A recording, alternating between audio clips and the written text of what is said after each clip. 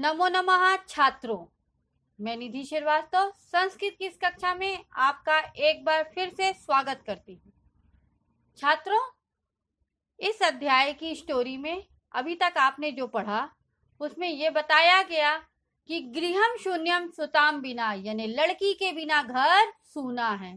जिस घर में लड़कियां नहीं होती वहां पर सूनापन होता है।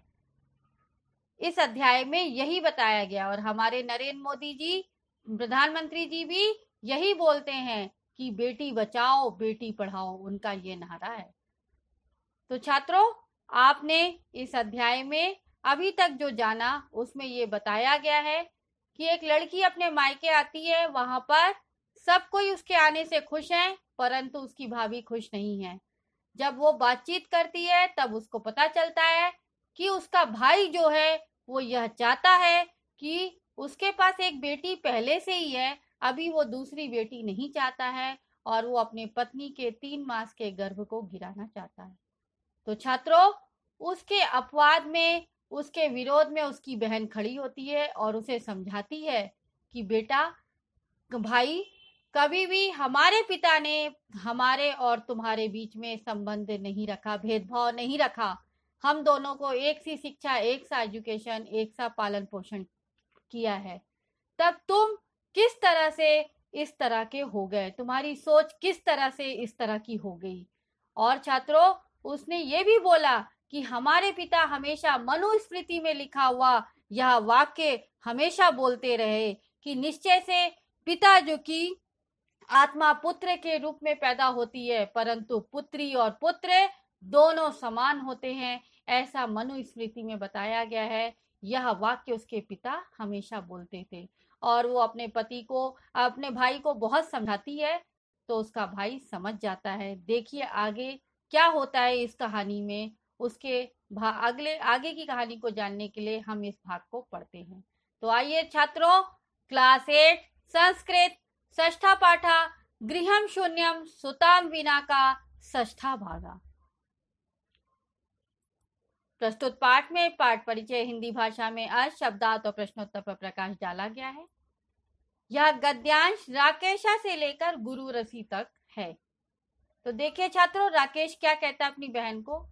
भगनी विरम विरम, यानी बहन रुको रुको, अहम स्वापराधम स्वीकरोमि, लज्जित चास्मि, लज्जितश चास्मि, अद्य प्रभृति कदापि गर्हितमिदं कार्यं स्वप्ने अपि न चिंतिष्यामि। यथैव अंबिका मम हृदयस्य संपूर्णं स्नेहस्य अधिकारिणी अस्ति, तथैव आगंता शिशु अपि स्नेहाधिकारी भविष्यति। पुत्र भवतु पुत्री वा, अहम स्वगर्हित चिंतनम प्रति पश्चाताप मग्नः अस्मि, अहम कथम विस्मृतवान। देखा छात्रों, उसने क्या बोला अपनी बहन को। उसने बोला रुको रुको बहन, मैं स्वापराधम, अहम यानी मैं, स्वापराधम यानी अपना अपराध, स्वीकरोमि यानी स्वीकार करता हूँ, और क्या हूँ, लज्जित शास्मी यानी मैं शर्मिंदा हूँ, मैं लज्जित हूँ। अद्य प्रभृति यानी आज से ही, कदापि यानी कभी भी, गर्हित मिदम यानी पाप रूप वाला यह, कार्यम यानी कार्य, स्वप्ने अपि यानी स्वप्न में भी, न चिंतिष्यामि यानी नहीं सोचूंगा। तो उसने क्या बोला कि हे बहन, मैंने बहुत बड़ा पाप किया है, आज के बाद मैं कभी भी ऐसा बुरा पाप नहीं सोचूंगा अपने मन में, सपने में भी। ठीक है, आगे देखिए क्या बोलता है। यथैव यानी जैसे ही, अंबिका यानी अंबिका लड़की का नाम था, बेटी का नाम था, मम यानी मेरे, हृदय से यानी हृदय की, संपूर्णम यानी संपूर्ण पूरी, स्नेह से यानी स्नेह की, प्यार की, अधिकारिणी यानी अधिकारी, अस्ति यानी है। जिस तरह से अंबिका मेरे हृदय के पूरे स्नेह की, पूरे प्यार की अधिकारी है, तथैव यानी वैसे ही, आगंता शिशु यानी आने वाला बच्चा, अपि यानी भी, स्नेहाधिकारी भविष्यति यानी स्नेह का अधिकारी होगा, भविष्यति यानी होगा। पुत्र भवतु यानी पुत्र हो, पुत्री वा अथवा पुत्री हो, दोनों में से कोई भी हो वो अंबिका के समान ही मेरे पूरे प्यार का अधिकारी होगा। मैं अब बहुत शर्मिंदा हूं। अहम स्वगर्हित चिंतनम प्रति पश्चाताप मग्न अस्मि। अहम यानी मैं अपने स्वगर्हित चिंतनम यानी गंदी सोच के प्रति यानी लिए पश्चाताप मग्ना यानी पश्चाताप से भर गया हूं या डूब गया हूं। अस्मि यानी हूं। अहम कथम विस्मृतवान मैं कैसे भूल गया। मतलब वो अपनी बहन को बता दिया कि मैं शर्मिंदा हूं और मैं अब बहुत पूरे इस गंदे पाप के लिए मैं पूरे उसमें डूब गया हूं, पश्चाताप में डूब गया हूं और मैं कैसे भूल गया, ये अपनी बहन को वो बोलता है। आगे देखिए वो क्या बोलता है। यत्र नार्यस्तु पूज्यन्ते रमन्ते तत्र देवता।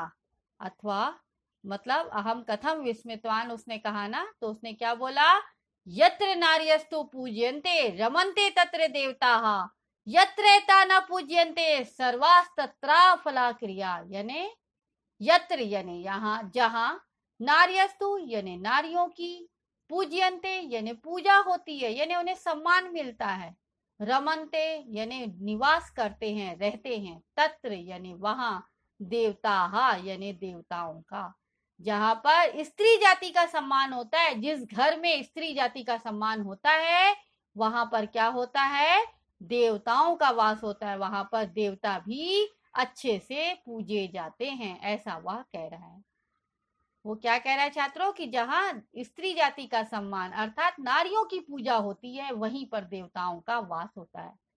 तथा यत्रैता यानी जहां ये, ना यानी नहीं, पूज्यन्ते यानी पूजी जाती हैं यानी सम्मान पाती हैं, वहां तत्रैता यानी वहां, सर्वास्तत्रा फला यानी सारी क्रियाएं और फल, क्रिया निष्फल हो जाती हैं। क्रिया यानी सर्वास्तत्रा फला क्रिया यानी सारे काम जो होते हैं वो निष्फल हो जाते हैं यानी बिगड़ जाते हैं, कोई भी काम वहां पर पूरे नहीं होते। कहाँ, जहां पर जिस घर में स्त्री जाति का सम्मान नहीं होता है छात्रों। तो छात्रों आपको ये श्लोक समझ में आ गया कि जहां पर स्त्री जाति का, जिस घर में स्त्री जाति का सम्मान होता है वहीं पर देवताओं का वास होता है, वहीं पर धन संपत्ति होती है, और जिस घर में स्त्री जाति को अपमान मिलता है वहां पर सारे काम निष्फल होते हैं, कोई भी काम सफल नहीं होते, सब बिगड़ जाते हैं, कोई भी काम बनते नहीं है। अथवा अथवा पितुर 10 गुणा यानी पिता से 10 गुना अधिक मातेती यानी माँ होती है। तो उसने क्या बोला, अथवा पितुर 10 गुणा मातेती यानी पिता से 10 गुना अधिक माँ होती है। त्वया सन्मार्गा प्रदर्शित भगिनी, तुमने, त्वया यानी तुम्हारे द्वारा, सन्मार्ग यानी अच्छा रास्ता, प्रदर्शिता यानी दिखाया, भगनी यानी बहन। तो उसने क्या बोला अपनी बहन को कि तुमने मुझे बहुत अच्छा मार्ग दिखाया, क्योंकि पिता से 10 गुना अधिक माँ का सम्मान होता है, माँ होती है, तुम्हारे द्वारा तुमने अच्छा रास्ता दिखाया बहन। कनिष्ठा अपि, कनिष्ठा यानी छोटी, अपि यानी भी, त्वम यानी तुम, मम यानी मेरी, गुरु रसी यानी गुरु हो गई। तुम छोटी बहन हो मेरी, फिर भी तुम आज क्या हो गई, मेरे से बड़ी हो गई, मेरी गुरु हो गई, मेरे को राह दिखाया, मेरे को मार्ग दिखाया, ऐसा उसने कहा। ठीक है छात्रों, तो आपको अच्छी तरह से समझ में आ गया होगा। आप इसका शब्दार्थ देख लीजिए। लज्जिता यानी शर्मिंदा, गर्हितम यानी पाप रूप, कनिष्ठा यानी छोटी, रमनते यानी निवास करते हैं, नारिया यानी नारियां स्त्रियां, क्रिया यानी काम, प्रदर्शिता यानी दिखाया, पूज्यंते यानी पूजी जाती हैं। प्रश्नोत्तर। अब छात्रों आपको ये गद्यांश समझ में आ गया होगा, उसके ऊपर आधारित प्रश्न है। आपके प्रश्न वही 3 प्रकार के, एक पदेन, पूर्ण वाक्यन और निर्देशानुसार। एक पदेन में आपको 1 वर्ड, पूर्ण वाक्यन में फुल सेंटेंस और निर्देशानुसार में ग्रामेटिकल क्वेश्चन है, जो कि जैसा कहा जाए वैसा आपको बताना है। तो आइए देखते हैं छात्रों एक पदेन उत्तर। पहला क्वेश्चन, का स्वापराधम स्वीकरोति, कौन अपना अपराध स्वीकार करता है, राकेश। ठीक है ना छात्रों। भाई ने अपना अपराध स्वीकार किया था, तो उसका नाम क्या था? राकेश। पितुर 10 गुणा का भवती, पिता से 10 गुणा अधिक कौन होता है? मातेति, माता। नाउ सेकंड क्वेश्चन, पूर्ण वाक्य उत्तर देखिए छात्रों। राकेश कस्या तिरस्कारम करोति, राकेश ने किसका तिरस्कार किया? तो उत्तर है राकेश सृष्टि उत्पादिन्याः शक्त्या तिरस्कारम करोति, राकेश ने सृष्टि की उत्पादन शक्ति का तिरस्कार किया है। ठीक है छात्रों, ना यहाँ तक आपको समझ में आ गया होगा। अभी आप देखिए निर्देशानुसारम उत्तर। क्वेश्चन है संपूर्णम स्नेह अन्योपद्यो विशेषण पदम किम, यानी संपूर्णम स्नेह से अन्योपद्यो यानी दोनों शब्दों में, विशेषण पद यानी विशेषण शब्द, किम यानी क्या है। तो आपको एडजेक्टिव बताना है दोनों शब्दों में क्या है। तो स्नेह यानी प्यार और संपूर्णम यानी पूरा। तो आपको मालूम है कि एडजेक्टिव अच्छा बुरा आधा पूरा कम ये सब होता है। तो यहाँ पर आंसर क्या हुआ? संपूर्णम इति पदे विशेषणम अस्ति। ठीक है, तो छात्रों आपको ये गद्यांश अच्छी तरह समझ में आ गया है।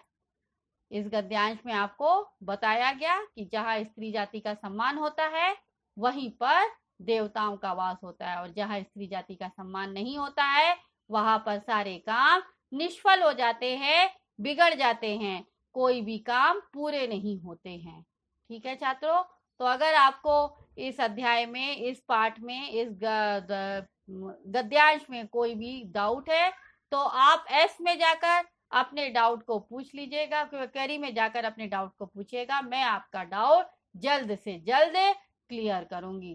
तब तक के लिए धन्यवाद। नमो नमः छात्रों।